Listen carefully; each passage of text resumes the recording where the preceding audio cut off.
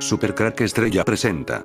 Teoría. El día 5 de abril el anuncio de una amenaza extraterrestre. En serio, Jeremy Corbell advierte: se viene una mentira sobre extraterrestres que vienen a la Tierra. Se viene una mentira, dice el cineasta Jeremy Corbell. Todo indica que esa mentira va a ser que hay una nave que se nos está acercando lentamente aquí en la Tierra. Él no lo cree, pero la mentira en sí lo tiene preocupado. El anuncio de una amenaza extraterrestre podría llevar al pánico masivo y a consecuencias de gran alcance. Espero estar equivocado, admite Corbell. Eso es aterrador. Quizás sea bueno adelantarse. El podcaster Christian Arloff describe el motivo como una invasión ovni. Más generalmente, uno podría llamarlo una operación de falsa bandera, un incidente calculado para generar alarma y justificar alguna forma de acción gubernamental. El término falsa bandera se originó en la guerra naval, cuando un barco enarbolaba la bandera de un país diferente para disfrazar su verdadera identidad e intenciones. Un ejemplo fue el incendio del Reichstag, 1933, cuando el edificio del Parlamento alemán fue incendiado. Los nazis culparon a un comunista holandés, Marinus van der Lubbe, y, por extensión, al Partido Comunista, lo que les permitió justificar medidas enérgicas. Corbell, que aparece con frecuencia con George Knapp en el podcast Two Eponset, introdujo el escenario como parte de una serie sobre ovnis producida por TMZ. Explicó que un documento clasificado de la década de 1970 inició esa mentira. Tal fuente antigua puede parecer desactualizada, pero esa es la mentira que te van a contar al 100%, insiste. Hay una fecha asociada con el evento: 2027. Arloff comentó que un miembro de la CIA una vez nombró la fecha de 2027. En su opinión, el gobierno puede estar pensando: vamos a admitir que los ovnis están aquí. Vamos a admitir que encontramos naves. Pero la razón del secreto era hacer ciertas cosas porque sabíamos que en 2027, por la forma en que funcionan el tiempo y el espacio, eso estaba programado nos hemos estado preparando para nuestra protección. Steven Greer ha dicho durante mucho tiempo que el complejo militar industrial escenificará una falsa invasión ovni. De hecho, fue en 2001 cuando Carol Rosin, fundadora del Instituto para la Seguridad y la Cooperación en el Espacio Exterior, habló de una operación de falsa bandera llamada La Última Carta. Según Rosin, esto implica una invasión orquestada por las élites del Estado profundo utilizando tecnología avanzada que se ha desarrollado en secreto desde principios del siglo XX y se perfeccionó a mediados de la década de 1900. Propósito: culpar a los extraterrestres hostiles para justificar una acumulación militar en el espacio. Citó a Wernher von Braun como la fuente de la revelación. Entonces, las ideas sobre el evento predicho de 2027 tienen una larga historia, y a medida que se difunde la noticia, pueden cambiar los detalles, aconseja Corbell, alterando la historia o la fecha para mantener a la gente adivinando. La última declaración es particularmente fácil de creer. La invasión o la operación de falsa bandera se han mencionado muchas veces en el pasado, con variadas permutaciones que citan fechas completamente diferentes. Por esta razón, la última repetición puede dejar a los observadores de larga data de la cultura ovni con poco más que un bostezo. Los secretos ovni, al descubierto. Las agencias federales de Estados Unidos deben hacer públicos sus archivos, incluidos los confidenciales. Desde principios de 2026, todas las publicaciones e investigaciones financiadas por los contribuyentes de Estados Unidos deben ser de acceso abierto inmediato, de acuerdo con nueva guía de la Oficina de Política Científica y Tecnológica de la Casa Blanca, OSP, que establece que Estados Unidos está comprometido con las ideas de que la apertura en la ciencia es fundamental, la seguridad es esencial y la libertad y la integridad son cruciales. OVNIs. La medida llega 2 meses después de que la oficina OVNI del Pentágono emitiera un controvertido informe al Congreso de Estados Unidos, afirmando que no encontró evidencia verificable de que el gobierno estadounidense o la industria privada hayan tenido alguna vez acceso a tecnología extraterrestre. La Administración Nacional de Archivos y Registros ha emitido directrices que exigen que todos los documentos OVNI o AP se entreguen en formatos electrónicos con metadatos detallados para su inclusión en una nueva base de datos con capacidad de búsqueda que se pondrá a disposición del público. Desde el día 1 de abril del 2026 hasta el día 10 de abril, 4 tripulantes de la NASA pasarán por la cara oculta de la Luna. Según esta ley, la NASA estaría obligada a revelar lo que allí se encuentre en la cara oculta de la Luna. Todo esto es una teoría, pero todo está tomando forma en aquel aviso de los años 80 que nos hizo Reagan pidió ayuda a la Unión Soviética para luchar contra una invasión alienígena. Y es que desde la Segunda Guerra Mundial nunca ha estado peor el mundo que ahora con la guerra de Irán, todo puede ocurrir desde una tercera guerra mundial, a una farsa invasión extraterrestre, muchas cosas que eran conspiración ahora cobran sentido, esta guerra de Irán amenaza con crear un caos energético y financiero épico como el nombre de la operación en Irán. Todo está sobre la mesa hasta un confinamiento energético. Como les gustan a los ángeles caídos esto de encerrarnos, pero de momento no sabemos qué es lo saldrá de todo eso, pero aquellas palabras de Reagan retumban en mi mente, porque diría eso, conocían el futuro. Y es que en abril los 4 seres humanos pasaremos por la cara oculta de la luna y en el mismo mes de abril Donald Trump viajará a Jerusalén ceremonia de entrega del premio Israel el 22 de abril en Jerusalén. Algo se traen entre manos. Un libro recientemente publicado por el Dr. David Clarke, revela que Ronald Reagan estaba convencido de que los alienígenas querían conquistar la Tierra y sorprendió a Mikhail Gorbachev al pedir ayuda a la Unión Soviética para derrotar la posible invasión. Por lo visto, el presidente de Estados Unidos se salió del guión durante una cumbre en la que advirtió de la presunta amenaza, para horror de los asistentes y para perplejidad del líder soviético. Reagan, un ex actor de películas clase B, fue un ávido fan de la ciencia ficción, mientras trabajaba en Hollywood. Confesó que su argumento favorito era la invasión procedente del espacio exterior que impulsa a los terrícolas a dejar de lado sus disputas y a unirse en la lucha contra el invasor extraterrestre.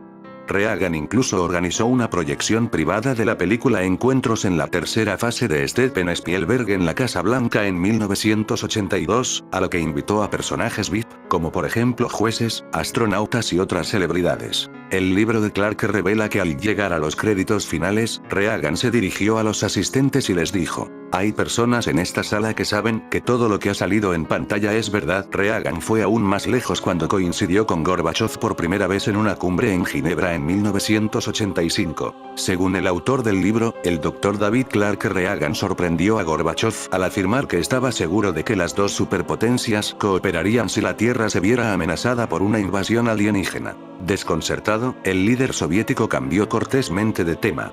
El asesor de seguridad nacional adjunto, Colin Powell, se mostró horrorizado varias veces con la obsesión de Reagan, particularmente cuando Reagan repitió la historia a unos estudiantes de secundaria de Maryland tras su regreso a los Estados Unidos. Ronald Reagan y Colin Powell. Powell repasaba los discursos del presidente para eliminar las referencias interplanetarias, hasta los últimos meses de su presidencia. Cuando Reagan insistía con la amenaza de invasión extraterrestre, Powell le susurraba al resto del personal: "Ya vuelven otra vez los pequeños hombres verdes". El libro sugiere que Reagan estaba secretamente consternado por la proliferación de armas nucleares y que su acercamiento a Gorbachev podría haber estado inspirado por la película de 1951 de The Artist of Steel Ultimatum a la Tierra.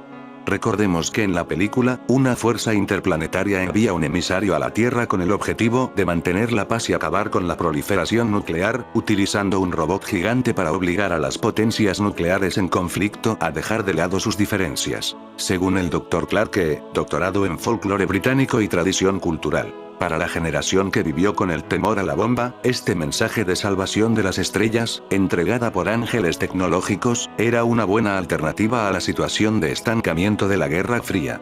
Ronald Reagan era un cristiano renacido, no vio ninguna contradicción entre su fe y la creencia en los extraterrestres. David Clarke. Según el Dr. Clarke, los comentarios de Reagan a Gorbachev en la cumbre de 1985 implican que Reagan quizás creía que la verdadera amenaza no provenía del telón de acero, sino de extraterrestres hostiles. Así fue como la CIA informó al presidente Reagan sobre los ovnis. Comienzo de transcripción. Esto no será algo fácil de asimilar dado que es, históricamente hablando, de larga data, y continúa hasta nuestros tiempos.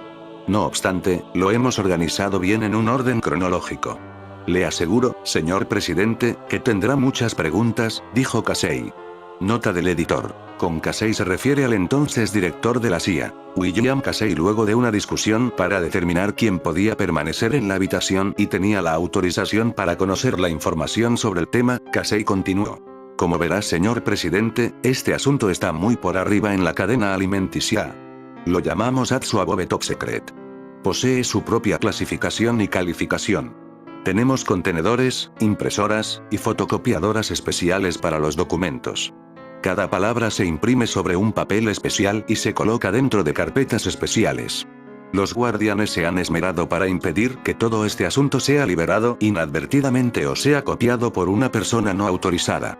D. El término guardianes hace referencia a agentes con la autorización necesaria para conocer la información sobre los ovnis y salvaguardarla del público. En inglés dice, Cartakers. En este momento de la reunión, algunos consejeros abandonan la habitación y Casey le entrega la palabra al guardián. Buen día, señor presidente. En primer lugar, me gustaría presentarme. Pero antes de eso, creo conveniente aclararle que si durante esta sesión informativa le surgen preguntas para hacer, no dude en interrumpirme, señor. He sido empleado de la CIA por 31 años, y se me otorgó el estado de guardián de este proyecto en 1960. Tenemos un grupo especial de gente llamado Grupo Sexto que se encarga de manejar toda esta información. De acuerdo a la transcripción, Reagan aquí mencionó que tenía cierta noción de la realidad del tema ovni. El presidente declaró: pues verá, por los años 1970 Nixon tenía datos interesantes sobre el tema y quería compartirlos con sus amigos. Me enseñó algunos documentos. No estoy seguro de quién los autorizó, pero, decían algo sobre Nuevo México y otros lugares. Ya sabe, Nixon estaba bastante fascinado con estas cosas. También me mostró algo, una especie de objeto o dispositivo que provenía de una nave de ellos. Algo que fue recuperado en un incidente en Nuevo México. No sé si, tenemos idea de lo que era. ¿Acaso lo sabemos ahora 11 años después? Luego de esta breve acotación del presidente, el guardián decide dar inicio a la sesión informativa que tenía preparada. Señor presidente, como le mencioné anteriormente, esta sesión tiene la más alta clasificación posible por parte del gobierno de Estados Unidos. Comenzaré con una presentación de diapositivas, cada una con un resumen de los hechos más destacados. Los Estados Unidos de América han sido visitados por extraterrestres desde 1947. Tenemos prueba de ello. Asimismo, también tenemos pruebas que la Tierra ha sido visitada por miles de años y por varias razas extraterrestres. Me referiré a estos visitantes como ex. En julio de 1947, un extraordinario evento tuvo lugar en Nuevo México. Durante una tormenta, dos naves se estrellaron. Una lo hizo al suroeste de Corona, la otra cerca de Dátil. Eventualmente, el ejército de Estados Unidos encontró ambos sitios y recuperó los restos de las naves y a un tripulante que había sobrevivido. Me referiré a este alienígena como EVE primero. EVE, señor presidente, significa entidad biológica extraterrestre. En aquellos días, era el código utilizado por el ejército para designar a esta criatura. Dado que no era humana, tuvimos que elaborar un término para ella. Los científicos fueron los que designaron a esta criatura como EVE-1. Reagan entonces preguntó: ¿tenemos o tuvimos otras? El número 1 indicaría que es así, ¿cierto? El guardián respondió: sí, tuvimos otras. Todas las criaturas extraterrestres y los fragmentos recuperados de la nave en el primer lugar de estrellamiento fueron manejados por el Ejército de Aire de Campo Roswell, Nuevo México. EVE fue tratado por algunas heridas menores y posteriormente trasladado a las instalaciones de los Alamos National Laboratories, que era el lugar más prudente y seguro del mundo. Se hizo un cuarto especial para alojar a EVE. Por otro lado, los restos de las naves fueron transferidos a Dayton, Ohio, hogar de la División de Tecnología Foránea de la Fuerza Aérea. El segundo sitio de estrellamiento no fue descubierto hasta 1949 por algunos rancheros. No había alienígenas vivos en esta ubicación. Todos los restos fueron llevados a la base Sandía del ejército en Albuquerque, Nuevo México. Reagan interrumpe: una pregunta, respecto al primer sitio, ¿cuántos alienígenas había en la nave? 5 alienígenas muertos y 1 vivo. Los cuerpos de los fallecidos fueron transportados al campo Brighton, Ohio y congelados para su conservación. Más tarde se los envió a Los Álamos, donde fueron fabricados contenedores especiales para impedir que los cuerpos se descompongan, contestó el guardián y continuó. En el segundo sitio había 4 alienígenas muertos. Los cuerpos estaban en estado avanzado de descomposición debido a la prolongada exposición al clima del desierto. El tiempo y los animales hicieron lo suyo. Los restos se transportaron provisionalmente a la base Sandía y luego a Los Álamos. Hemos determinado que ambas naves estrelladas presentaban un diseño en común y que los cuerpos de los alienígenas eran idénticos entre sí, es decir, tenían la misma altura, peso y características físicas. Aquí están las fotografías que les tomamos. No tienen ninguna característica similar a los humanos a excepción que tienen ojos, orejas y boca. Sus órganos internos son diferentes. La sangre no es roja y sus cerebros son completamente distintos a los nuestros. Incluso respiran de otra forma.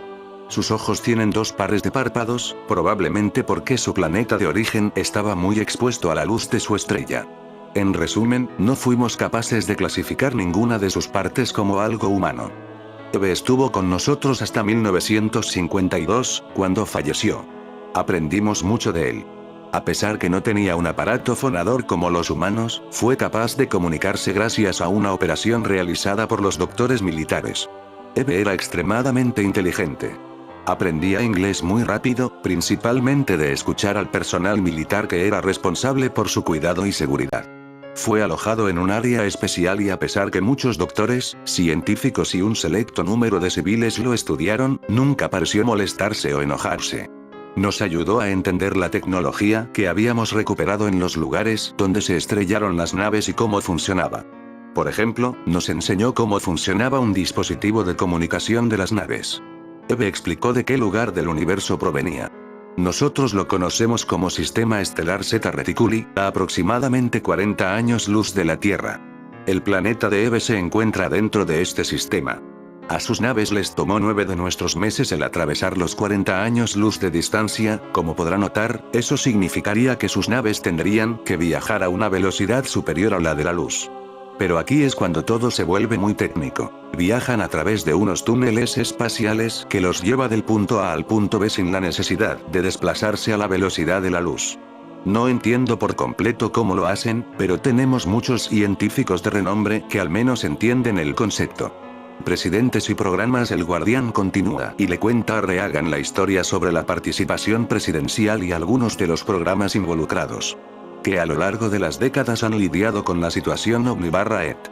Y como algo de historia, el proyecto original, iniciado en 1947, fue llamado Proyecto Glenn. Este proyecto contenía volúmenes de información recolectada desde los principios de nuestra investigación sobre los ovnis y las naves alienígenas identificadas, NAI. El proyecto fue originalmente establecido a principios de los 50s por, primero el presidente Truman, y luego por orden del presidente Eisenhower, bajo el control del Consejo de Seguridad Nacional, NSC. El presidente Truman decidió cuál sería el grupo de gente encargada del proyecto. El grupo fue llamado Majority 12 o MJ-12. En 1966, el nombre del proyecto fue cambiado a Aquarius. Esto fue costeado con fondos confidenciales dentro del mismo presupuesto para la inteligencia. La recuperación de estas naves alienígenas llevaron a los Estados Unidos a embarcarse en un extenso programa de investigación para determinar si estos alienígenas representaban una amenaza directa para la seguridad nacional. Como recordará, señor presidente, nuestro país investigó los ovnis abiertamente bajo los proyectos Grudge, Cygne y finalmente Blue Book. En primer lugar se concluyó que la exploración de nuestro planeta por parte de los extraterrestres no era ni agresiva ni hostil, y por ende tampoco representaba una amenaza directa a la seguridad nacional. En segundo lugar, el público comenzaba a creer que los ovnis eran reales y el NSC pensó que esto derivaría en un pánico de grandes proporciones si dábamos a conocer todo lo que sabíamos sobre los ovnis y las visitas extraterrestres. Cuando la Fuerza Aérea cerró oficialmente Blue Book en diciembre de 1969, el proyecto Aquarius continuó las operaciones bajo el mando de NSC/MJ-12. El NSC estimó que la investigación de avistamientos OVNI debía continuar en secreto dejando al público de lado. El razonamiento detrás de esta determinación era que si la Fuerza Aérea proseguía su investigación de los ovnis, eventualmente algún oficial no despejado obtendría los hechos sobre Aquarius. Obviamente, por cuestiones operacionales de seguridad, esto no podía ser permitido. Con el objetivo de mantener la investigación en el más profundo secretismo, investigadores de la CIA/ARSA y MJ-12 fueron asignados a unidades de pesquisas militares con órdenes de analizar de manera minuciosa cada avistamiento o incidente OVNI/NAI legítimo. Estos agentes están operando en varias ubicaciones a lo largo de Estados Unidos y Canadá. Todos los reportes son filtrados directa o indirectamente a MJ-12 y se da prioridad a los avistamientos OVNI que ocurren en las cercanías de instalaciones gubernamentales sensibles.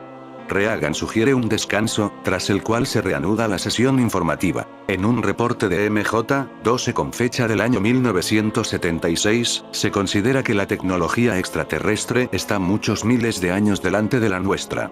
Nuestros científicos especularon que hasta que el desarrollo de nuestra tecnología no alcance un nivel similar al de ellos, no podremos entender el gran caudal de información científica que hemos obtenido de las naves capturadas. Este avance necesario para nuestra tecnología llevará varios cientos de años. Señor presidente, el tiempo es muy diferente en el planeta de los Eves, el cual, por cierto, llamamos Serpo. El día allí dura aproximadamente 40 horas. Esto se mide por el movimiento de sus dos soles. El sistema estelar que contiene a Serpo es binario, es decir, en vez de tener un solo sol como el nuestro, tiene dos. Buenos muchachos y malos muchachos. Consternado por las implicaciones de uno de los datos dados por Casey, Reagan pregunta: ¿me está diciendo que hay diferentes razas o especies, como usted comentó, visitando la Tierra al mismo tiempo? ¿Me puede decir cuántas nos han visitado? Al menos 5, contesta el guardián. Reagan: ¿son todas amistosas? En este momento un consejero cuyo nombre no se menciona en la transcripción, toma la palabra y dice: señor presidente, esa es una pregunta difícil de responder. Hay muchos parámetros que seguir al evaluar una amenaza. La verdad es que no tenemos el conocimiento suficiente sobre 4 de las 5, al contrario que con los Eves, que nos han dado todo lo que les solicitamos. También nos ayudaron a comprender un poco a las otras 4 especies. Temo que, y por favor señor presidente, no me vaya a malinterpretar, una de estas especies es muy hostil. Reagan se muestra firme en cuanto a su posición. Soy el presidente de los Estados Unidos. Debería estar enterado si estamos en peligro debido a alguna amenaza del espacio exterior.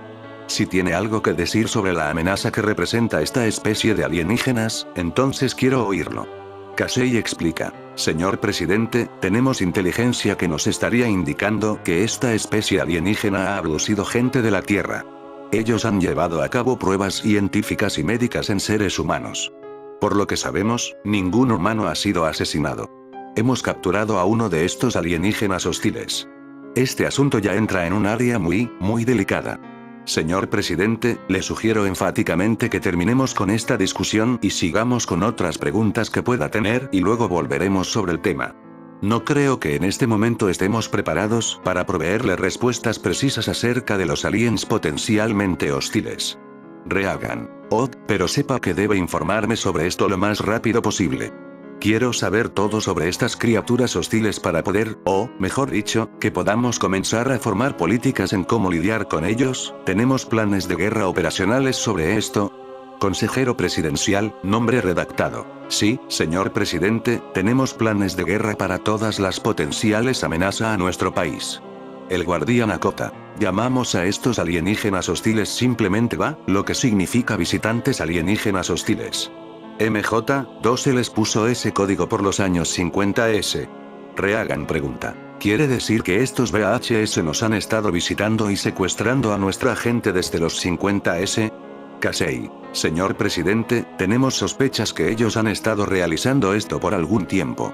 Pero en realidad hay que considerar toda la evidencia, listada en nuestro reporte, y compararla con algo de la información abierta, información pública y desinformación. El guardián: con la meta de proteger toda esta información y el hecho que el gobierno de Estados Unidos tiene evidencia de que nuestro planeta está siendo visitado por extraterrestres, con el tiempo hemos desarrollado un programa muy efectivo para salvaguardar los datos. Le llamamos Proyecto Dove. Una compleja serie de operaciones por parte de nuestras agencias de inteligencia militar para desinformar al público. Reagan interviene recordando algunas historias de sus días como actor en Hollywood. Siempre supe que había algún tipo de cooperación entre nuestro gobierno y la industria cinematográfica. He escuchado rumores sobre esto por años, incluso durante el tiempo en que era actor. Escena de la película El día que paralizaron la Tierra, 1951. El guardián confirma los rumores. Bueno, señor presidente, la primera cooperación fue la película El día que paralizaron la Tierra, de D&D Artist of Steel, 1951. Se trató de un emprendimiento cooperativo con la Fuerza Aérea y la industria cinematográfica. Reagan: esa película, Encuentros cercanos del tercer tipo, ¿fue una de ellas? Supongo que no hubo películas de Bonzo involucradas. Transcripción: En este momento se escucha una carcajada fuerte. D. Reagan interpretó al profesor Peter Boyd en una película estrenada en septiembre de 1951, titulada Betty Me for Bonzo, donde un chimpancé de nombre Bonzo era el coprotagonista. Texto en el sitio web de la CIA donde ofrece sus servicios de consejera para producciones hollywoodenses, link. Respecto a la pregunta de Reagan sobre encuentros cercanos del tercer tipo, el Guardián responde: sí, señor presidente, nosotros proveímos el material básico del tema de esa película. Imagínese que algunos de nuestros comandantes militares pensaron sobre eso. ¿Qué sucedía si Eve enviaba una señal de auxilio y eso derivaba en una invasión? Pero eso, desde luego, jamás ocurrió. Eve continuó enviando mensajes hasta su muerte. Pero una vez que falleció, entonces todo dependió de nosotros. Fuimos capaces de operar precariamente el dispositivo de comunicación de la nave recuperada. Enviamos varios mensajes allí afuera por un período de 6 meses, 1953, pero no recibimos ninguna respuesta. Señor presidente, Eve envió 6 mensajes. Uno para informar a su planeta de origen que estaba vivo y que sus compañeros habían muerto, otro para explicar los 2 estrellamientos, un tercero para solicitar ser rescatado, el cuarto para sugerir una reunión entre nuestros líderes y los suyos. Los últimos mensajes hablaban sobre un tipo de programa de intercambio, agregó el agente. Escena de la película Encuentros cercanos del tercer tipo, 1977. Después de una discusión sobre cómo, tras años de gran esfuerzo y muchos intentos, los lingüistas y otros expertos en comunicaciones fueron capaces de establecer contacto con los Eves, el Guardián regresó al punto principal. En un lapso de pocos años, pudimos enviar y recibir información. Finalmente nos llegó un sorprendente mensaje de los Eves. Ellos querían visitar la Tierra para recoger los cuerpos de sus compañeros y tener una reunión con los terrícolas. Dieron un día, horario y ubicación. Allí nos dimos cuenta que ellos habían visitando la Tierra continuamente y probablemente la tenían cartografiada. La fecha era 8 años en el futuro. Nuestros militares creyeron que algo podía estar mal y que tal vez los Eves confundieron el tiempo terrestre con el de su planeta.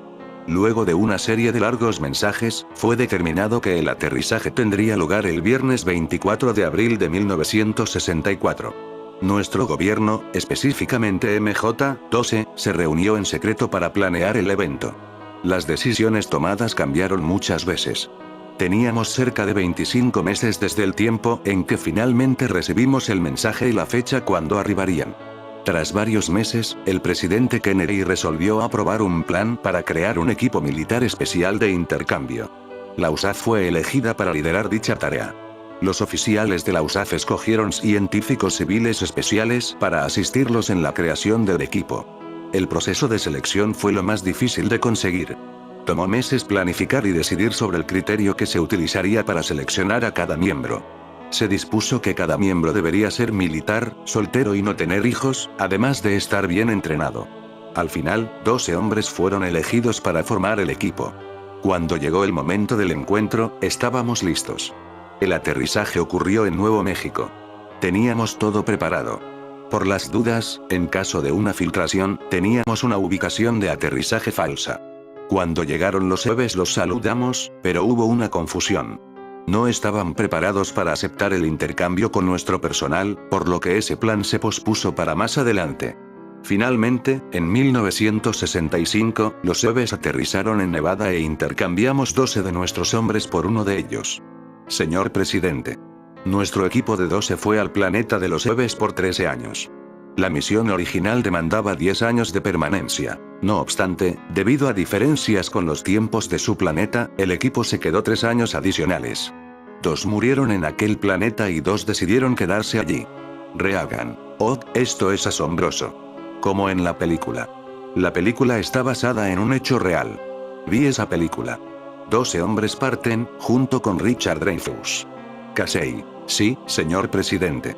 La película fue similar al evento real, al menos la última parte de esta.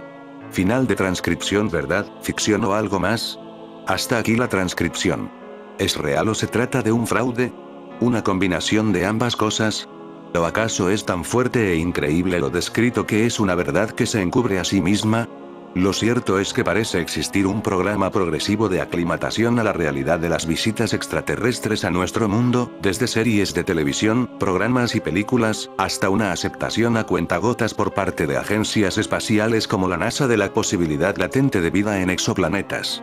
Después de todo, la ciencia y la tecnología avanzan a un ritmo frenético, y es imposible detener ese avance solo para mantener contento al obsoleto antropocentrismo y sus cultores.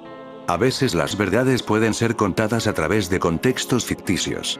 Ficción basada en hechos reales, hechos que solo unos pocos conocen, unos cuantos sospechan y una gran mayoría ignora para mantener su realidad segura dentro de este mundo. En el libro Steven Spielberg, una biografía, de Joseph Bride, el afamado director de cine se pronuncia sobre el hecho que encuentros cercanos del tercer tipo haya tenido el auspicio de alguna agencia gubernamental. Extracto del libro Steven Spielberg, una biografía, de Joseph Bride. Lo resaltado en la imagen anterior dice: de hecho, tanto la NASA como la Fuerza Aérea se negaron a colaborar con la película, temiendo que fuera a instigar una histeria colectiva sobre los ovnis, al igual que Tiburón aterrorizó a la gente sobre los tiburones. Realmente encontré mi motivación cuando escuché que el gobierno se oponía al filme, dijo Spielberg. Si la NASA se tomó el tiempo para escribirme una carta de 20 páginas, debió ser porque algo estaba ocurriendo. De las palabras del propio Spielberg se deduce que éste sabía o presumía la existencia de una realidad tras los reportes OVNI, y que el tratamiento que le dio el gobierno cuando hizo su película no hizo más que confirmar sus sospechas. El director estadounidense, además, mostró y muestra cierta obsesión por el tema OVNI/ET, algo que se evidencia en otras películas, y, quizás, parte de esa obsesión puede haber recibido una palmadita de aprobación en la espalda cuando Spielberg visitó la Casa Blanca en una función privada de su filme ET. Se rumorea que en esa oportunidad el presidente Ronald Reagan le dijo al cineasta: "Usted sabe, hay menos de 6 personas en este cuarto que conocen la verdadera historia". Otra cosa que llama mucho la atención, es que en la última parte de la transcripción se menciona un intercambio de un equipo militar de 12 hombres por uno de los EVEs, parece coincidir con documentos que el hacker Gary Kinnon asegura haber visto en sus osados accesos a computadoras del Pentágono y de la NASA durante los años 2001 y 2002. Documentos top secret que hablan de una lista de oficiales no terrestres y operaciones de carga fuera de este mundo. El gobierno que gobierna a los presidentes, visitas de varias razas extraterrestres, estrellamientos de naves de otros mundos, recuperación de tecnología y cuerpos alienígenas, abducciones, intercambios entre especies, encubrimiento, aclimatación, recibieron Nixon, Reagan, JFK, y otros presidentes, sesiones informativas ultra secretas sobre todo este gran caudal de eventos. Lo cierto es que Ronald Reagan mostró un gran interés por el tema, tanto que hasta hizo una misteriosa declaración durante una asamblea de la ONU en septiembre de 1987. En nuestra obsesión con los antagonismos del momento, a menudo olvidamos cuánto une a todos los miembros de la humanidad. Quizás necesitamos alguna amenaza universal exterior para hacernos reconocer este lazo común. De vez en cuando pienso que tan rápido se desvanecerían nuestras diferencias a nivel global si afrontáramos una amenaza alienígena de fuera de este mundo. Y aún así les pregunto, ¿no hay ya una fuerza alienígena entre nosotros? ¿Qué podría ser más alienígena para las aspiraciones universales de nuestra gente que la guerra y la amenaza de guerra? Por otra parte, se sabe que el presidente JF Kennedy también se interesó en el tema OVNI/ET, llegando a demandar que se lo informe mejor sobre las actividades del grupo MJ-12 y la presencia alienígena en nuestro planeta. Muchos sostienen que esta actitud de JFK, por querer acabar con el secretismo o las sociedades secretas que lo producen, representó uno de los tantos motivos para que lo asesinaran. En fin, amigos de Supercrack Estrella comenta: